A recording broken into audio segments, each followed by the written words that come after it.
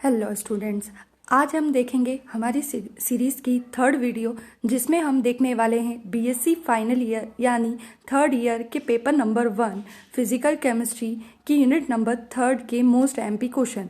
हमने आप लोगों को दो यूनिट नंबर 1 और यूनिट नंबर 2 के मोस्ट एमपी क्वेश्चन की वीडियो अपलोड कर दी है। जिन स्टूडेंट्स ने वो वाली वीडियो नहीं देखी है वो डिस्क्रिप्शन बॉक्स में दी गई प्लेलिस्ट पर जाकर चेक कर सकते हैं। आई होप ये क्वेश्चन जो है वो आपको एग्ज़ाम में बहुत ज़्यादा हेल्प करेंगे। तो बिना देर के स्टार्ट करते हैं यूनिट नंबर 3 के मोस्ट एमपी क्वेश्चन। और इस वीडियो में हम एक चीज़ और देखने वाले हैं। यहाँ पर एक क्वेश्चन ऐसा है जो कि बहुत ही ज़्यादा मोस्ट इम्पॉर्टेंट है। यूनिट नंबर 3 का ये क्वेश्चन एग्ज़ाम में ज़रूर पूछा जाता है, लेकिन वो क्वेश्चन अलग अलग तरह से एग्ज़ाम में आता है, तो उससे आपको कोई कन्फ्यूज़न न क्रिएट हो, उसके लिए हम उस टॉपिक का भी अच्छी तरह से डिस्कशन करेंगे।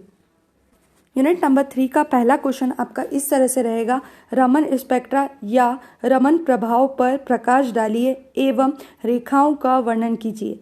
इस क्वेश्चन में हमें रमन स्पेक्ट्रा या रमन प्रभाव क्या होता है वो समझाना है और उसके अंदर कौन कौन सी रेखाएं होती है उनका भी हमें वर्णन करना है। रेखाओं के नाम अगर हम बताना चाहें तो ये होती है आपकी स्टोक्स रेखाएं, दूसरी होती है आपकी प्रति स्टोक्स रेखाएं और तीसरी होती है आपकी रेले रेखाएं। ये 3 प्रकार की रेखाओं का वर्णन आपको इस आंसर में करना रहेगा।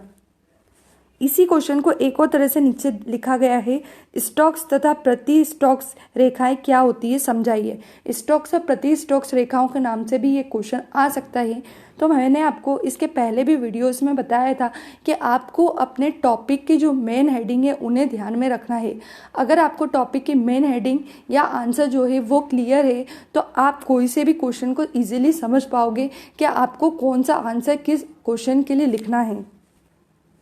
सेकेंड क्वेश्चन है इस यूनिट का, रमन प्रभाव के क्वांटम सिद्धांत का वर्णन कीजिए। यहाँ पर रमन प्रभाव के लिए जो क्वांटम सिद्धांत होता है उसका वर्णन हमें यहाँ पर करना है। थर्ड टॉपिक है आपका ध्रुवणता की धारणा समझाइए। यहाँ पर हमें ध्रुवणता की धारणा को क्लियर करना है। यहाँ इस क्वेश्चन है हमारा, रमन स्पेक्ट्रा एवं आईआर स्पेक्ट्रा में अंतर बताइए। यहाँ हमें रमन स्पेक्ट्रा और आईआर स्पेक्ट्रा में अंतर लिखना है। ये वाला क्वेश्चन आपको रमन स्पेक्ट्रोस्कोपी और आईआर स्पेक्ट्रोस्कोपी के नाम से भी आ सकता है, तो वहाँ पर भी आपको रमन स्पेक्ट्रा और आईआर स्पेक्ट्रा में कुछ अंतर समझाने होंगे। उसके बाद नेक्स्ट क्वेश्चन है, विशुद्ध घूर्णन रमन स्पेक्ट्रा के वर्णन नियमों को समझाइए। यहाँ पर हमें वर्णन नियम लिखना है। किसके लिए? विशुद्ध घूर्णन रमन स्पेक्ट्रा के लिए वर्णन नियम लिखना है। या फिर ये क्वेश्चन इस तरह से भी पूछा जा सकता है, किसी द्विपरमाणविक अणु के विशुद्ध घूर्णन रमन स्पेक्ट्रा की व्याख्या कीजिए। यहाँ पर हमें एक ऐसा अणु लेना है जो कि द्विपरमाणिक होता है, यानी जिसके अंदर 2 परमाणु होते हैं। उस अणु के विशुद्ध घूर्णन रमन स्पेक्ट्रा की व्याख्या हमें यहाँ पर करनी है। उसके बाद नेक्स्ट क्वेश्चन है हमारा, विशुद्ध कंपन रमन स्पेक्ट्रम पर टिप्पणी। यहाँ हमें विशुद्ध कंपन रमन स्पेक्ट्रम पर एक छोटा सा टॉपिक तैयार करना है, क्योंकि ये वाला आंसर केवल टिप्पणी के फॉर्म में एग्जाम में आ सकता है। उसके बाद है रमन स्पेक्ट्रा के मुख्य अनुप्रयोगों का वर्णन कीजिए। यानी यहाँ पर हमको रमन स्पेक्ट्रा के जो मुख्य अनुप्रयोग है या फिर मुख्य उपयोग जो रमन स्पेक्ट्रा के हैं वो यहाँ पर हमें लिखना है। आगे बढ़ते हैं। नेक्स्ट क्वेश्चन है हमारा, फ्रैंक कॉर्डन सिद्धांत क्या है। बहुत ही इंपॉर्टेंट क्वेश्चन है, एग्जाम में आ सकता है। यहाँ पर हमें फ्रैंक कॉर्डन सिद्धांत को समझाना है। उसके बाद नेक्स्ट क्वेश्चन है हमारा, इलेक्ट्रॉनिक उत्तेजन या फिर इलेक्ट्रॉनिक संक्रमण को उदाहरण सहित आरेख द्वारा समझाइए। यहाँ पर हमें इलेक्ट्रॉनिक उत्तेजन या फिर इलेक्ट्रॉनिक संक्रमण के नाम से भी ये क्वेश्चन आ सकता है, उसको आरेख द्वारा यानी डायग्राम बनाकर उदाहरण सहित समझाना है। इस क्वेश्चन में आपका जो उत्तेजन होता है वो सिग्मा से सिग्मा स्टार, पाई से पाई स्टार, इस तरह का जो आपका टॉपिक है वो वाला आंसर यहाँ पर आपको लिखना रहेगा। उसके बाद ये 10 नंबर का जो क्वेश्चन है ये बहुत ही ज़्यादा इंपॉर्टेंट है। इसका डिस्कशन हम लास्ट में करेंगे, क्योंकि इस क्वेश्चन को कितने तरह से पूछा जा सकता है ये मैं आपको लास्ट में बताऊंगी। पहले हम देख लेते हैं 11 नंबर का क्वेश्चन।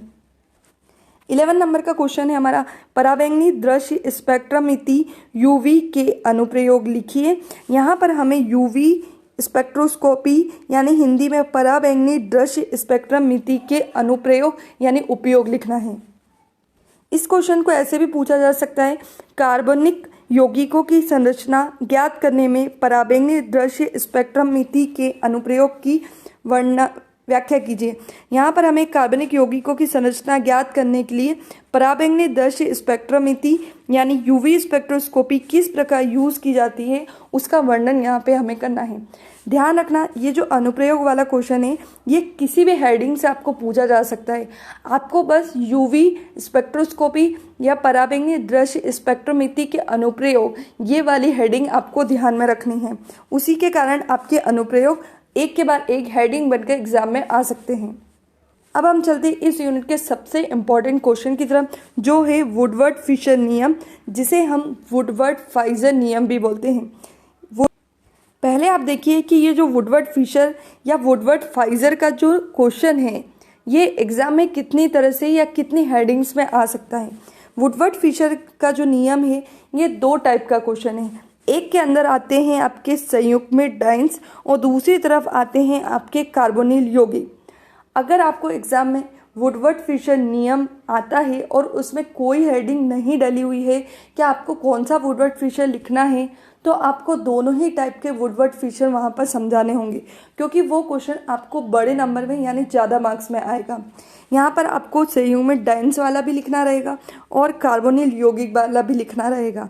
लेकिन यदि आपको वुडवर्ड फिशर नियम इस तरह से आता है जिसमें हेडिंग डली हुई है, तो फिर आपको वही वाला वुडवर्ड फिशर एग्जाम में समझाना रहेगा।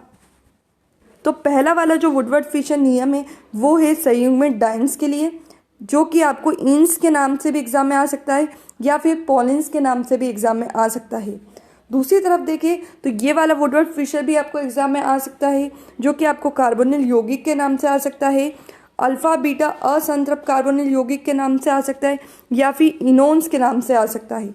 तो ये तीन एक ही टाइप के क्वेश्चन है और ये तीन एक ही टाइप के क्वेश्चन है। अब आपको एग्जाम में देखना है कि आपको कौन सी हेडिंग से क्वेश्चन आ रहा है।